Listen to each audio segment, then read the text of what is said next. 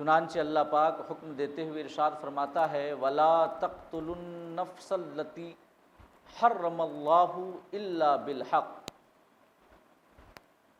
کہ اے ایمان والو اس جان کو قتل نہ کرو جسے اللہ رب العزت نے حرمت عطا کی ہے، اس جان کو قتل نہ کرو جس کا قتل کرنا اللہ پاک نے حرام قرار دیا ہے، الا بالحق، سوائے حق کے، یعنی کہ جب تک کوئی شخص کوئی ایسا جرم نہ کر دے، جب تک کسی شخص سے کوئی ایسا گناہ سرزد نہ ہو جائے جس کی وجہ سے اسلامی قانون اور اللہ کے فرمان کی روشنی میں وہ شخص قتل کا سزاوار ٹھہرے، تب تک اللہ پاک منع کرتا ہے کہ کسی جان کو قتل نہ کرو۔ وَلَا تَقْتُلُوا النَّفْسَ الَّتِي حَرَّمَ اللَّهُ إِلَّا بِالْحَقِّ، اس کا ترجمہ ہم ایسے بھی کر سکتے ہیں کہ کسی جان کو جس جان کی اللہ رب العزت نے حرمت رکھی ہے اور جس جان کو قتل کرنا حرام قرار دیا ہے، اسے ناحق قتل نہ کرو۔ اس کے بعد اللہ فرماتا ہے وَمَنْ قُتِلَ مَظْلُومًا فَقَدْ جَعَلْنَا لِوَلِيِّهِ سُلْطَانًا، کہ جو شخص ناحق قتل کیا جائے، مظلوم قتل کیا جائے، بغیر کسی جرم اور بغیر کسی ایسے گناہ کے قتل کیا جائے جس کی وجہ سے اس کا قتل کرنا اسلامی شریعت کے مطابق درست ہو، تو جو شخص مظلوم اور ناحق قتل کیا جائے تو اللہ فرماتا ہے فقد جعلنا لِوَلِيِّهِ سُلطانا، تو ہم نے اس کے ولی کو قابو دیا ہے، ہم نے اس کے ولی کو غلبہ دیا ہے کہ وہ قاتل سے قصاص لے، قاتل سے بدلہ لے۔ اس کے بعد اللہ پاک مقتول کے ولی کو، مقتول کے وارث کو، جو کہ اپنے کسی کے قتل ہونے پہ بدلہ لے اور قصاص لے اور قاتل کو قتل کرے بدلے میں، اللہ پاک اسے بھی تنبیہ کرتا ہے اور اس کو اللہ پاک یہ حکم دیتا ہے کہ فلا یسرفوا فی القتل، تو قتل کا بدلہ لیتے وقت جب قصاص کے اعتبار سے وہ قاتل کو قتل کرے تو وہ قتل میں آگے نہ بڑھے، کوئی ایسا طریقہ نہ اختیار کرے جس کی وجہ سے اس کے قدم خود شرعی حدود سے آگے نکل جائیں، وہ خود ظالم ہو جائے، ایسا کام نہ کرے۔ اس کے بعد اللہ فرماتا ہے انہ کان منصورا، بے شک اس کی مدد ہونی ہے، وہ شخص منصور ہے یعنی اس کی مدد ہونی ہے۔ اسلام کی جانب سے ایسے شخص کو مدد کی گارنٹی دی گئی کہ جس کے کسی وارث کو یا جس کے خاندان میں سے کسی کو قتل کر دیا جائے تو اسلامی حکومت اور اسلامی نظام اسے یہ اجازت اور طاقت دیتا ہے کہ وہ قصاص کے بطور قاتل کو قتل کرے، لیکن ساتھ ہی ساتھ یہ تنبیہ بھی ہے، اللہ رب العزت کی ہدایت بھی ہے کہ فلا یسرفوا فی القتل، وہ قتل کا بدلہ لینے میں حد سے آگے نہ بڑھے۔ یہ اسلامی دستور کا ایک اہم منشور ہے، اسلامی دستور اساسی کی ایک بنیادی دفعہ ہے، یہ وہ دفعہ اور یہ وہ منشور ہے کہ جس میں اسلامی معاشرے کی بقا، اسلامی سوسائٹی کے امن و امان کا راز پوشیدہ ہے۔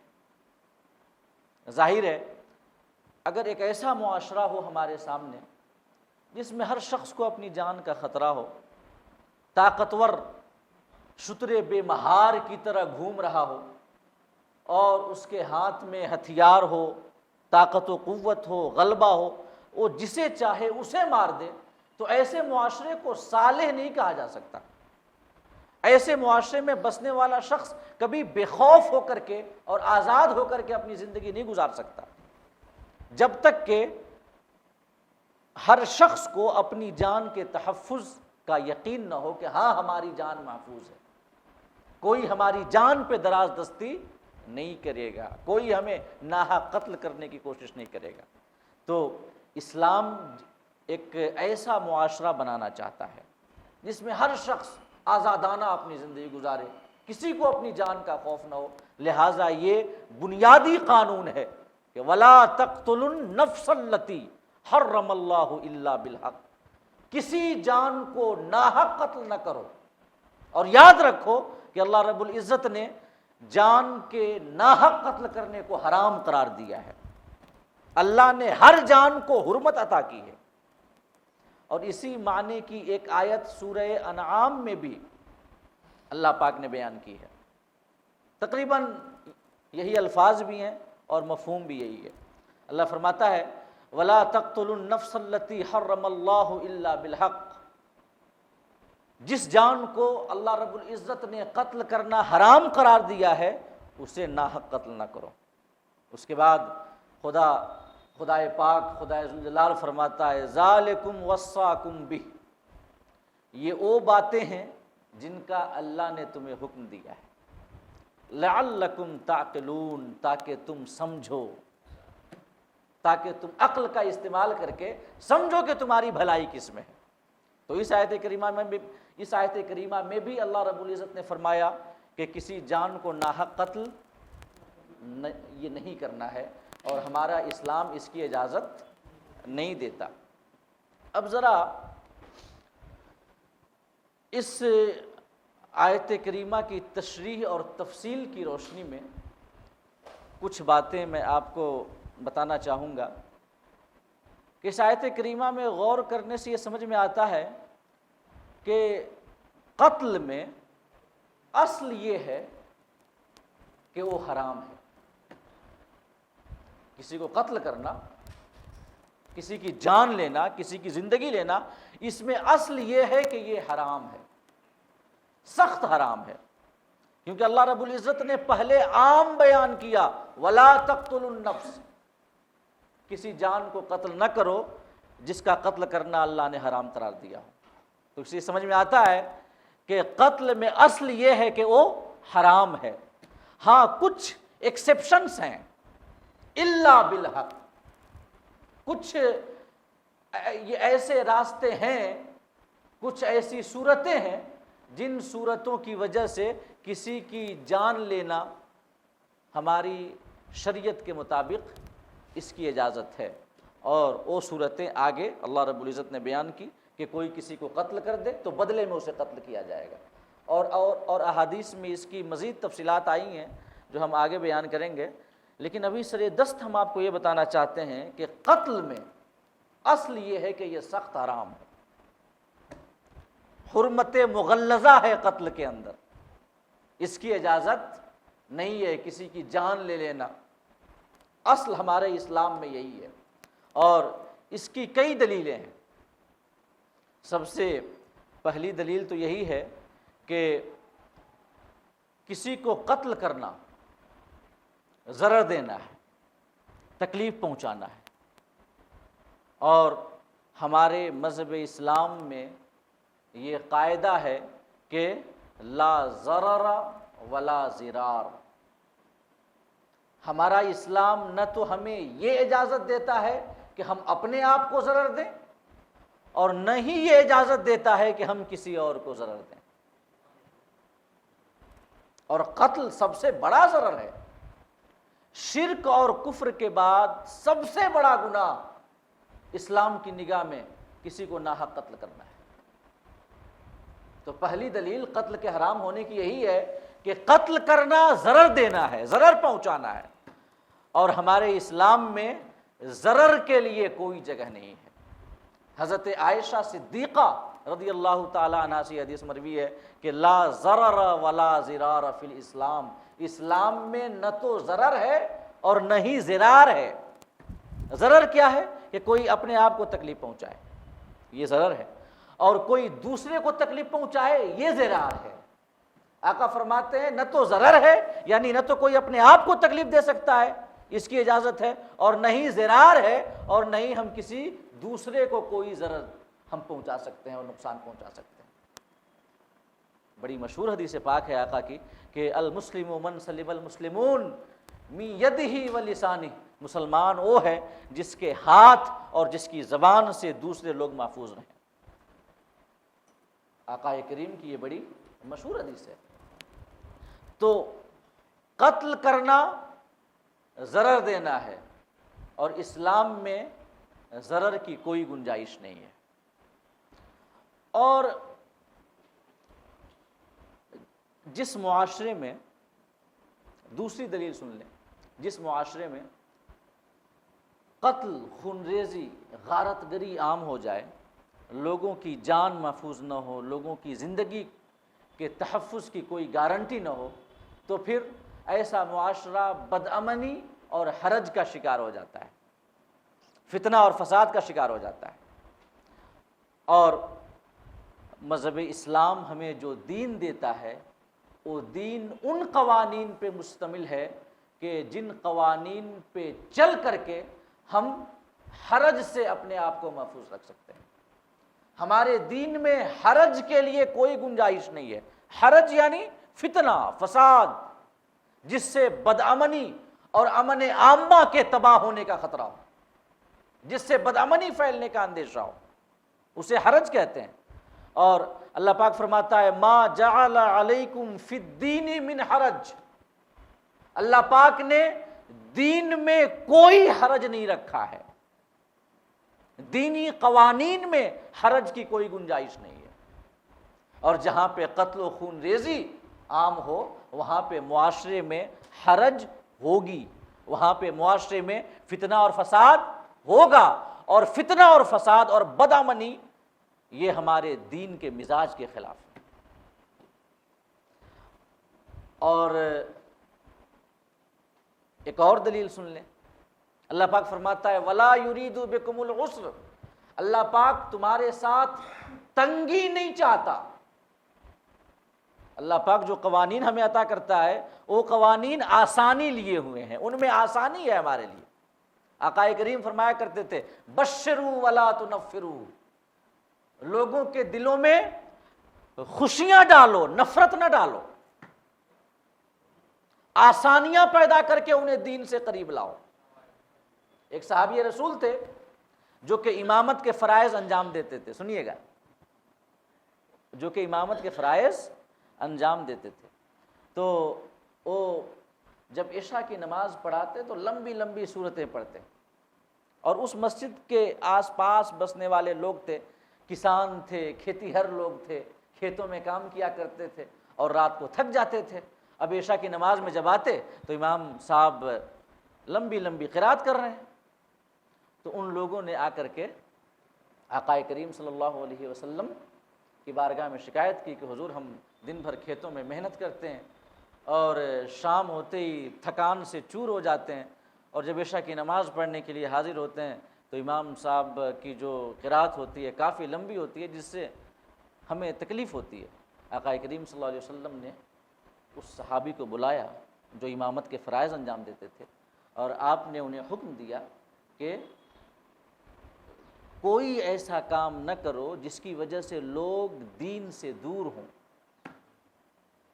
بلکہ دین کے معاملے میں بھی نماز تو سب سے اہم فرض ہے نا، سب سے اہم فرض ہے، ایمان کے بعد سب سے افضل عبادت نماز ہے۔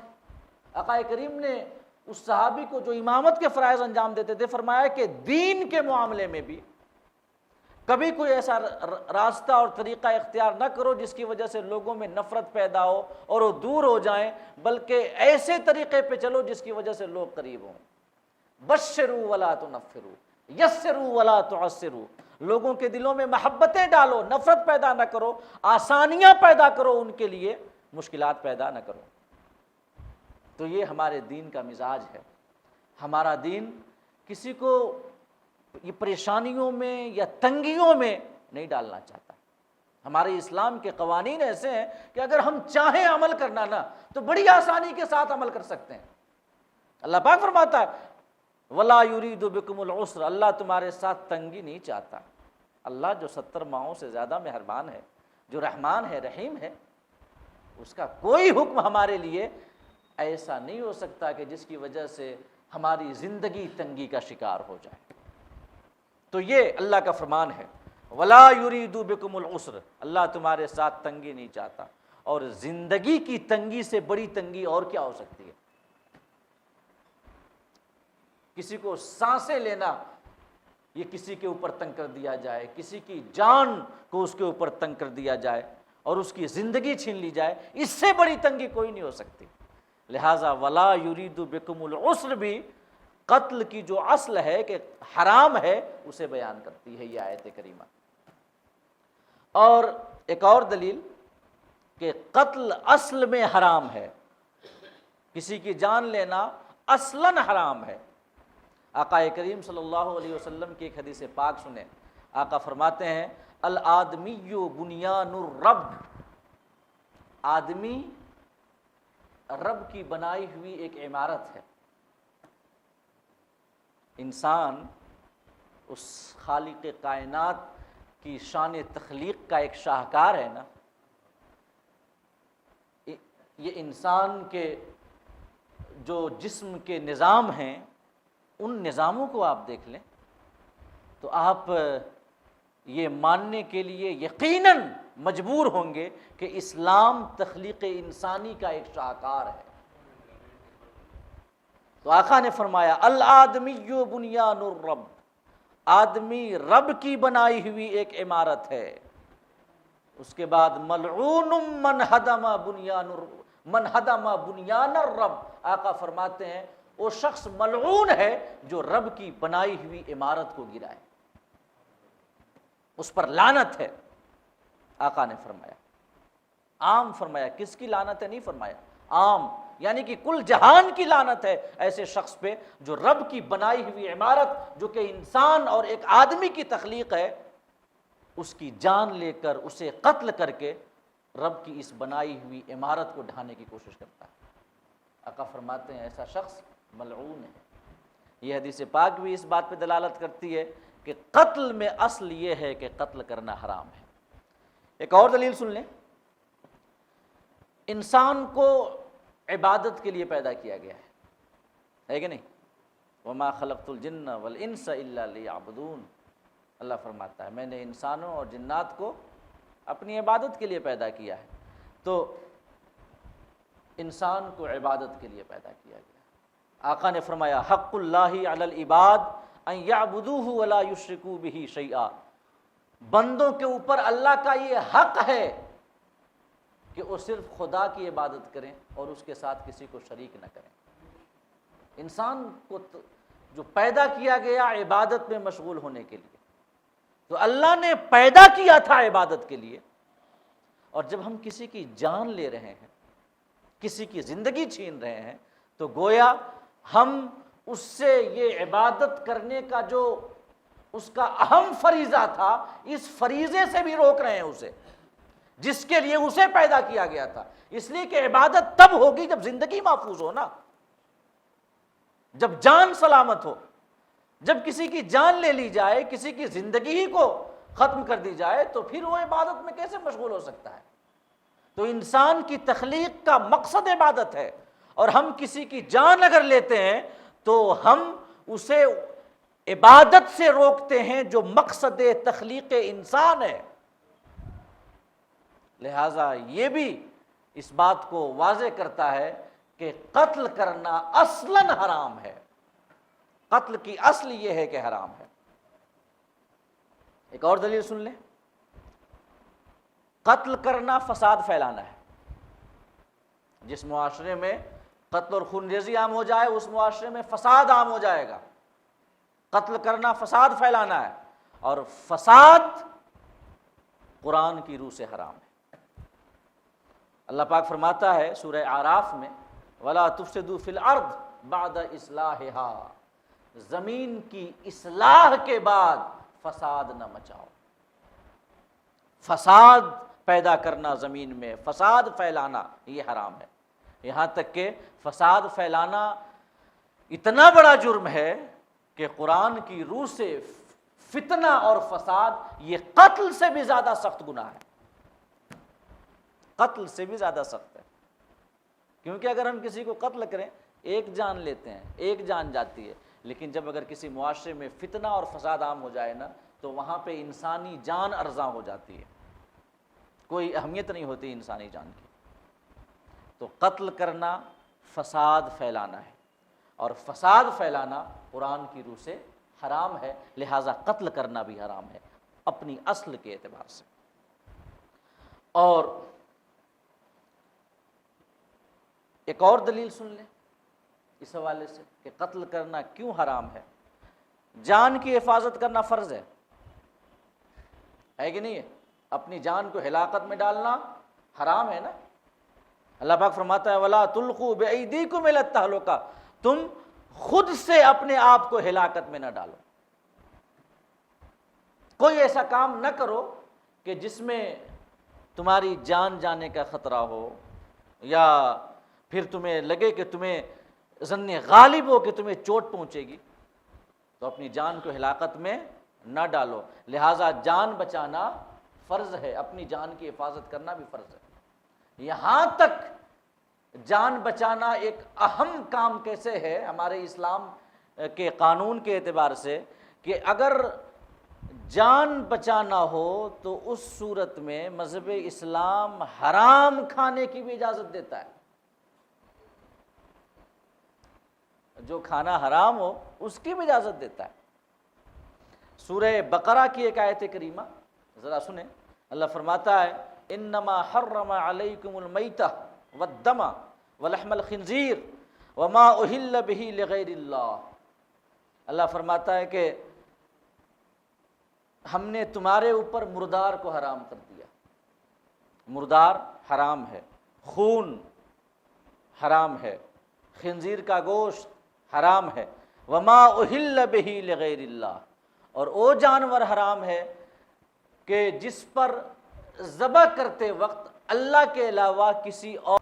تو ذرا جان بچانا کتنا اہم کام ہے کہ مذہب اسلام حرام کھانے پینے کی بھی اجازت دیتا ہے اور کہتا ہے کہ کوئی گناہ نہیں ہے۔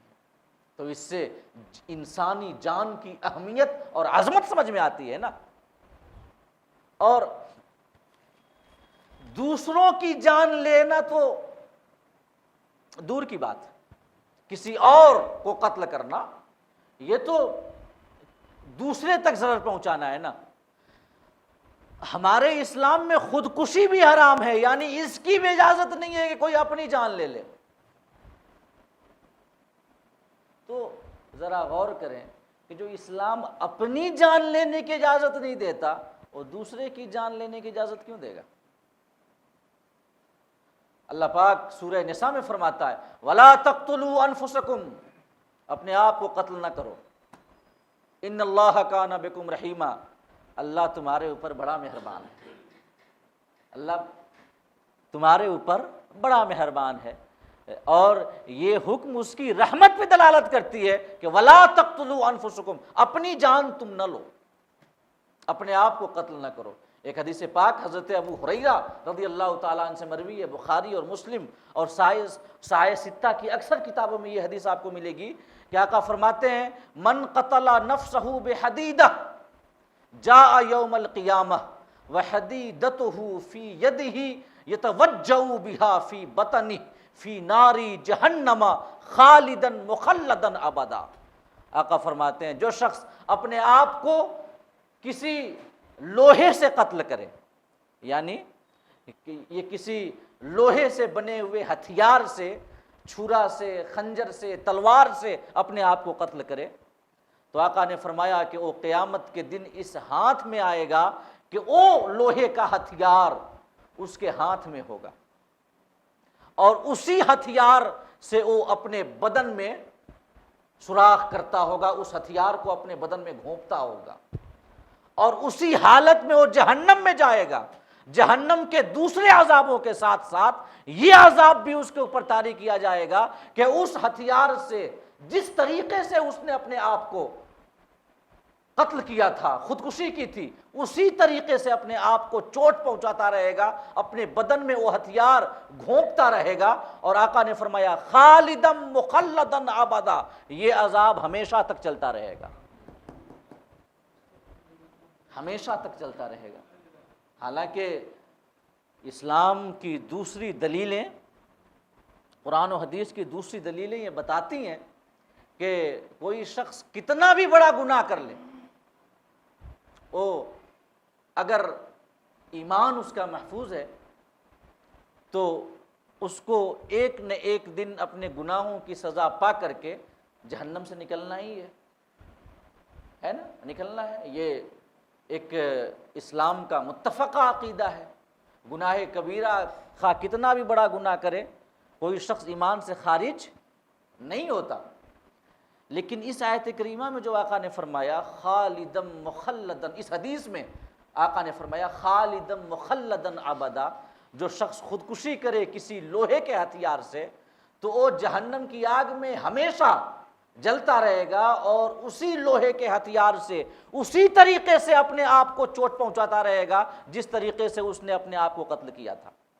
تو اس کی تفسیر کرتے ہوئے شارحین حدیث یہ فرماتے ہیں کہ اس سے مراد یہ ہے کہ لمبے زمانے تک، یہ نہیں ہے کہ وہ ہمیشہ کے لیے، اننت کال کے لیے وہ جہنم کے عذاب میں مبتلا رہے گا، کیونکہ اگرچہ اس نے خودکشی کی ہے لیکن ایمان تو ہے نا اس کے پاس، لہٰذا وہ کبھی نہ کبھی نکلے گا، لیکن کتنے زمانے تک رہے گا؟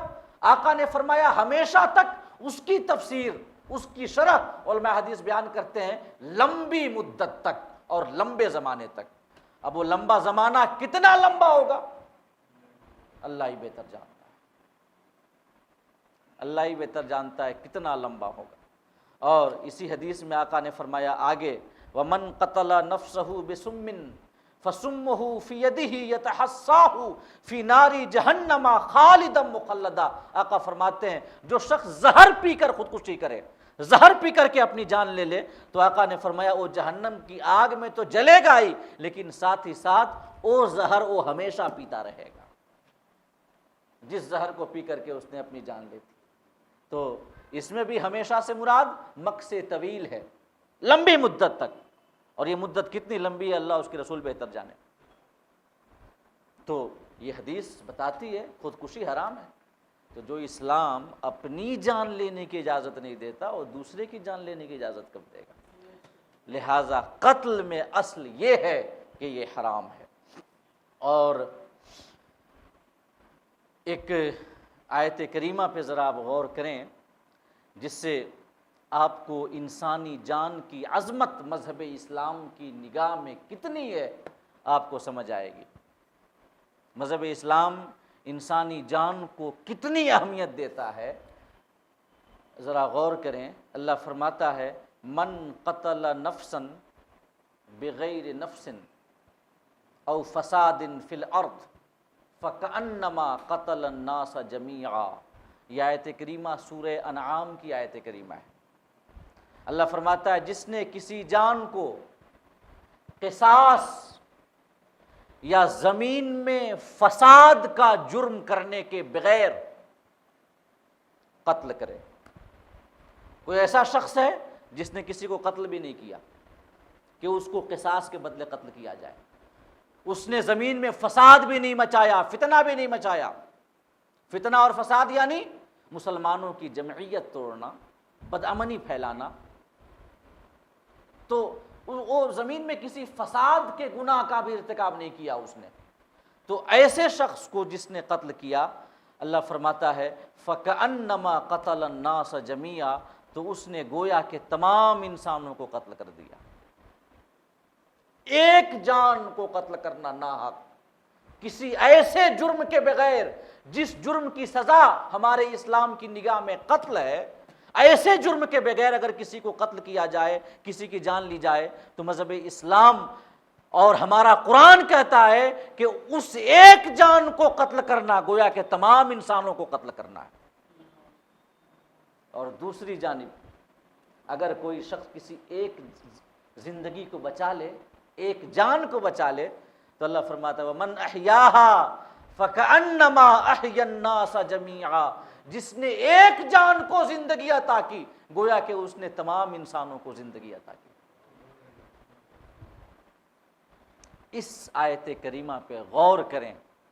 وہ لوگ جو مذہب اسلام پہ تشدد کا، دہشت گردی کا الزام دھرتے ہیں، جو مذہب اسلام پہ یہ الزام لگاتے ہیں کہ وہ اپنے ماننے والوں کو اسلام چھوٹ دیتا ہے کہ وہ کافروں کو قتل کرے، جہاں چاہے وہاں قتل کرے، جس طریقے سے چاہے ویسے قتل کر دے، چاہے خود کش بم خود بن کر کے جا کر کے اڑا دے، بم دھماکہ کر دے، جو لوگ اسلام پہ اس قسم کے الزامات لگاتے ہیں، غور کریں اس آیت کریمہ پہ۔ اس آیت کریمہ میں یہ نہیں کہا گیا ہے کہ جس نے ایک مسلمان جان کو قتل کیا اس نے تمام انسانوں کو قتل کیا۔ اس آیت کریمہ میں یہ بھی نہیں کہا گیا ہے کہ جس نے ایک مسلمان جان بچائی اس نے تمام انسانوں کی جان بچائی، بلکہ عام فرمایا ہے اللہ پاک نے، جس نے ایک جان کو قتل کیا تمام انسانیت کو قتل کر دیا، جس نے ایک جان بچائی تمام انسانیت کی جان بچائی۔ محض جان، نفس کا لفظ اللہ پاک نے استعمال کیا ہے، یعنی یہ جان عام ہے، چاہے مسلم کا ہو یا نان مسلم کا ہو، مسلم کا ہو یا کافر کا ہو۔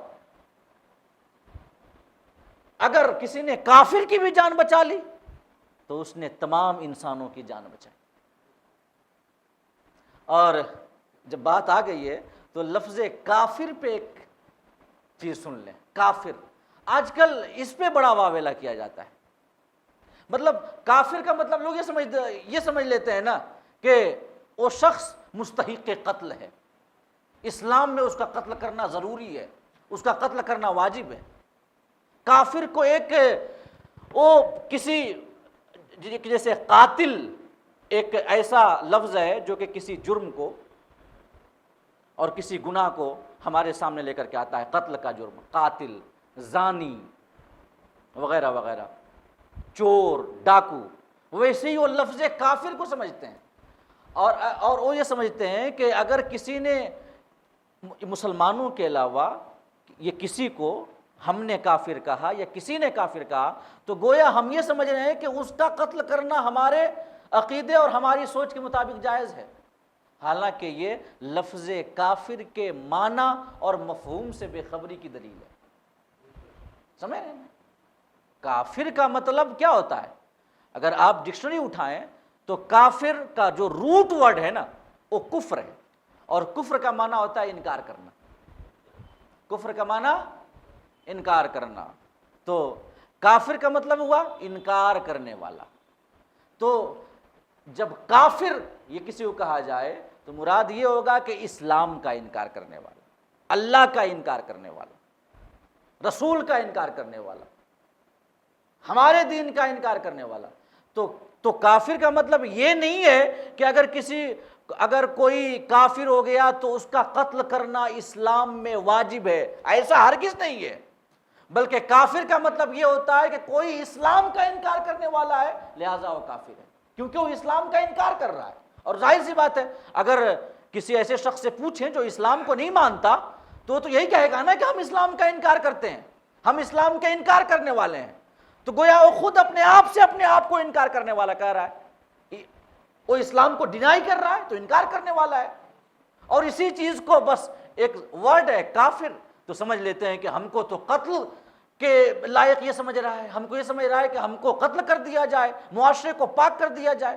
ایسی کوئی بات نہیں ہے، اور ایسا نہیں ہے جو دوسرے دھرم والے ہیں وہ بھی اپنے مذہب سے کسی کو نکالتے ہیں کسی جرم کی وجہ سے، چاہے وہ عیسائیت ہو، ہندوازم ہو، جینزم ہو، بدھزم ہو، دنیا کا کوئی بھی دھرم ہو، تو اس دھرم میں کچھ ایسی بندشیں تو ہوں گی نا کہ ان حدود کے اندر جو رہے گا وہ اس دھرم کا ماننے والا ہے، ہندوازم کا ماننے والا ہے، جینزم کا ماننے والا ہے، عیسائیت کا ماننے والا ہے، یہودیت کا ماننے والا ہے، اور جو ان حدود سے باہر نکلا وہ ہندوازم سے نکل گیا، عیسائیت یہودیت سے نکل گیا، ہے کہ نہیں ہے؟ تو وہ بھی یہ کسی نہ کسی کو کہتے ہیں کہ یہ ہمارے دھرم سے نکل گیا، وہ بھی فتویٰ لگاتے ہیں۔ ایک دو خبریں میں نے پڑھی ہیں ایسی کہ اس کو ہندو دھرم سے نکال دیا گیا، اس دھرم سے نکال دیا گیا، اس دھرم سے نکال دیا گیا، تو گویا کہ وہ بھی تو کافر کہہ رہے ہیں۔ جو ہندو کا انکار کرنے والا ہے تو وہ ہندو مذہب کا کافر ہے۔ جو کہتے ہیں نا کہ ہم کو کافر کہہ کے یہ سمجھتے ہیں کہ ہم کو قتل کرنے کے لیے کہہ رہے ہیں کہ ہمارا قتل کرنا ضروری ہے۔ ہم بھی کافر ہیں، لیکن ہم ہندو دھرم کے کافر ہیں، عیسائیت کے کافر ہیں، ہم بدھزم کے کافر ہیں، ہم جینزم کے کافر ہیں۔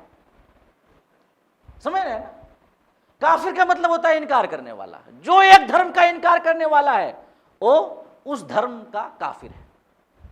لہذا کافر کا مطلب یہ نہیں ہے کہ اگر کافر کہہ دیا گیا تو گویا کہ اسے قتل کا سزاوار ٹھہرا جا رہا ہے، یہ مرڈر کے قابل سمجھا جا رہا ہے کہ اس کو قتل کر دیا جائے۔ ایسا ہرگز نہیں ہے۔ کافر کا مطلب ہے ایسا شخص جو اسلام کا انکار کرنے والا، جیسے ہم عیسائیت کا انکار کرنے والے ہیں، بدھزم کا انکار کرنے والے ہیں، اور دوسرے جو مذہب ہیں ہم ان مذہبوں کا انکار کرنے والے ہیں، ویسے وہ جو اسلام کا انکار کرنے والے ہیں وہ اسلام کے کافر ہیں۔ سمجھ رہے؟ تو سنیں، اللہ رب العزت نے یہ نہیں فرمایا کہ جو ایک مسلم جان کو قتل کرے اس نے تمام انسانوں کو قتل کر دیا۔ اللہ پاک نے یہ بھی نہیں فرمایا جو ایک مسلم جان کو بچائے اس نے تمام جان کو اور تمام انسانوں کی جان کو بچا لیا، بلکہ عام فرمایا، عام۔ تو اس سے یہ سمجھ میں آیا کہ ہر جان کی اہمیت ہمارے مذہب اسلام کی نگاہ میں ہے۔ اگر کوئی کسی دوسرے مذہب کے ماننے والے کی بھی جان بچاتا ہے جو کہ مجرم نہیں ہے اور کسی نے ایسا جرم نہیں کیا ہے کہ جس جرم کی سزا قتل ہو، تو اگر اس نے کسی دوسرے دھرم کے ماننے والے کی جان بچائی تو قرآن کے مطابق اس نے گویا تمام انسانوں کی جان بچائی۔ سمجھ رہے ہیں؟ اور زندگی کے تحفظ کی بات جب آئی گئی ہے اور زندگی کی عظمت کی بات آ گئی ہے تو سنیں، مذہب اسلام ہر شخص کو اپنی زندگی کی حفاظت کرنے کا بھی حق دیتا ہے۔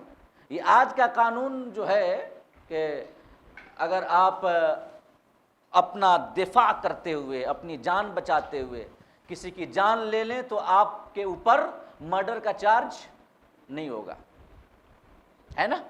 آج یہ قانون ہے اور یہ اجازت ہے۔ ہمارا انڈین کانسٹیٹیوشن بھی ہمیں اجازت دیتا ہے کہ ہاں اگر کوئی تمہاری جان کے در پہ ہو تو تم اپنی جان بچانے کے لیے اس کو قتل کر سکتے ہو، اس کا مرڈر کر سکتے ہو۔ تو زندگی کا تحفظ اور اپنی جان بچانے کا حق، یہ حق مذہب اسلام بھی دیتا ہے۔ مذہب اسلام بھی ہمیں اجازت دیتا ہے کہ اگر کوئی ہماری جان کے در پہ ہو تو ہم بدلے میں اسے قتل کر دیں۔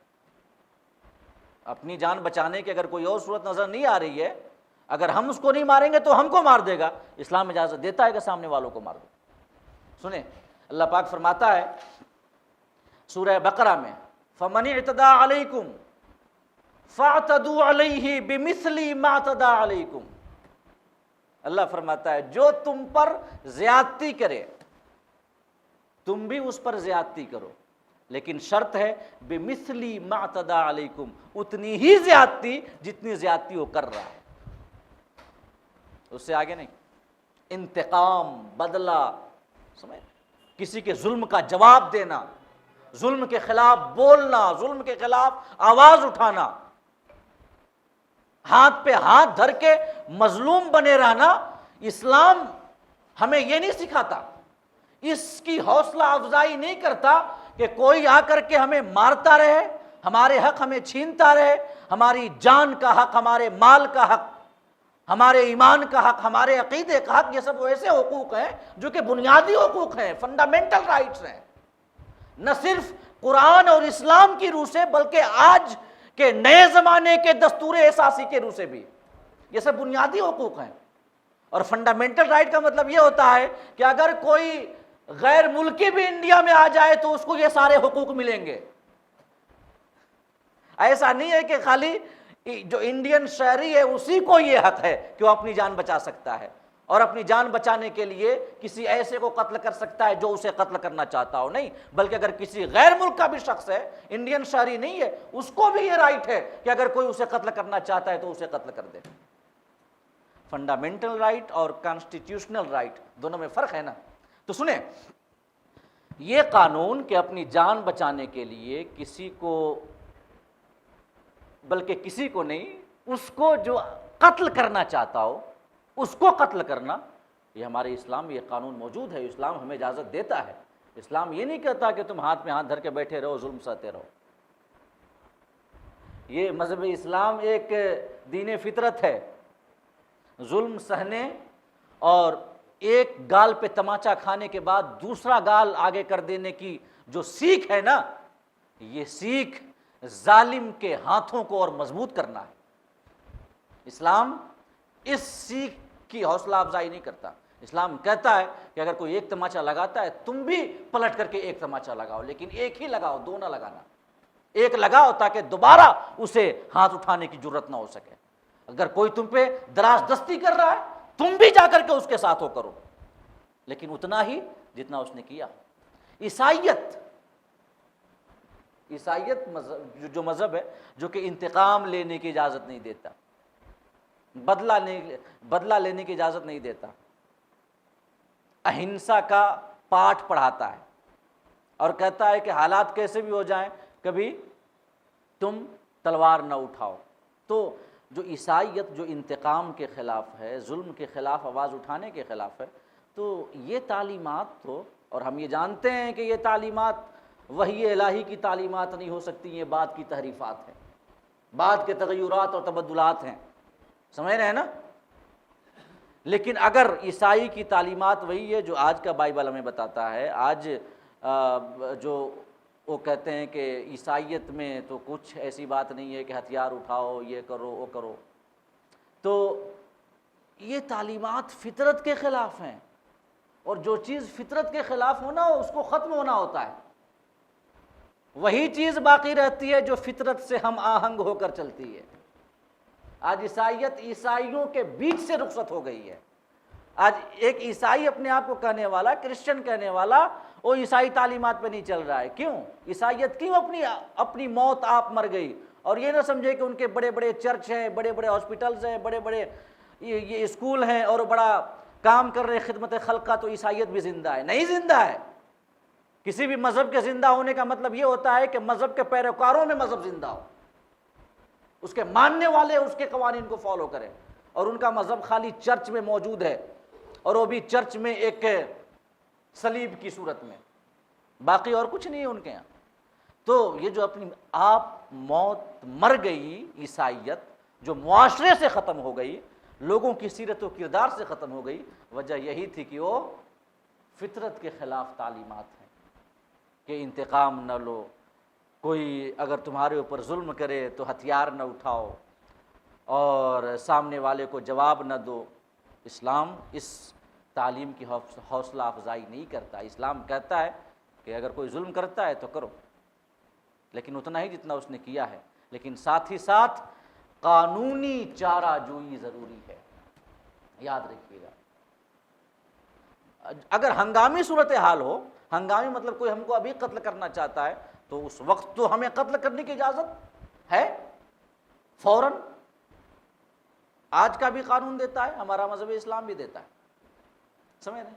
لیکن یہ عام صورتوں میں اگر ظلم ہو رہا ہے تو ظلم کے خلاف آواز اٹھانا، ظلم کے خلاف بولنا، ظلم کے خلاف کھڑے ہو جانا، ظلم کے خلاف متحد ہو کر کے ایک ساتھ مقابلہ کرنا، مذہب اسلام یہ سیکھ دیتا ہے اور اپنے ماننے والوں کو اس کی اجازت دیتا ہے۔ ایسا نہیں ہے کہ اگر عدل و انصاف کے ایوانوں سے تمہیں انصاف نہیں مل رہا ہے تو، سمجھ رہے ہیں، اسلام یہ نہیں کہتا ہے اٹھو لڑو لڑو، لیکن ساتھ ہی ساتھ کوئی لڑائی ایسی نہ ہو جو کہ ہمیں فساد فی الارض کے جرم کا شکار بنا دے۔ ولا تفسدوا فی الارض، زمین میں فساد نہ مچاؤ، تو فتنہ نہ ہو، فساد نہ ہو، ہنگامہ نہ ہو، صحیح راستے پہ چلتے ہوئے قانونی چارہ جوئی کے ساتھ اپنے حق کے لیے لڑنا اسلام ہمیں سکھاتا ہے۔ تو اسلام اپنی جان کی حفاظت کرنے کی اجازت دیتا ہے۔ آیت کریمہ ہے فنی تدا علیکم فاعتدوا علیہ بمثل ما اعتدى علیکم، جو تم پر زیادتی کرے تم بھی زیادتی کرو، لیکن اتنی ہی زیادتی جتنی اس نے کی ہے۔ تو ان تمام باتوں اور دلائل کا خلاصہ یہی ہے کہ قتل کرنا اصلاً حرام ہے، انسانی جان کی بڑی عظمت ہے مذہب اسلام کی نگاہ میں۔ ہاں کچھ صورتیں ہیں جن صورتوں میں کسی کی جان لینے کی اجازت ہمیں اسلام دیتا ہے، اور وہ صورتیں کون سی ہیں؟ الا بالحق، کہ سامنے والا کوئی ایسا جرم کر جائے کہ جس کی وجہ سے وہ قتل کا سزاوار ہو، قتل کا حقدار ہو، اور وہ جرم کئی ہیں جن میں سے ایک جرم کا یہاں پر بیان کیا گیا ہے کہ کوئی کسی کو ناحق قتل کر دے، کسی کو ناحق قتل کر دے تو قصاص میں قتل کرنے کی اجازت ہے۔ باقی اور بھی کئی ساری چیزیں ہیں، شادی شدہ ہے زنا کر لیا، مرتد ہو گیا، نبی کی شان میں گستاخی کی، تو یہ ایسے جرم ہیں جن کی سزا ہمارے مذہب اسلام میں قتل ہے۔ تو ان صورتوں کے حوالے سے بھی اور اس قصاص کے حوالے سے بھی انشاءاللہ تمام تفصیلات ہم اگلی نشست میں آپ کے سامنے بالتفصیل بیان کریں گے۔ 10 بج چکے ہیں، وقت ہو چکا ہے۔ اللہ پاک ہم سب کو کہنے اور سننے سے زیادہ عمل کرنے کی توفیق عطا فرمائے۔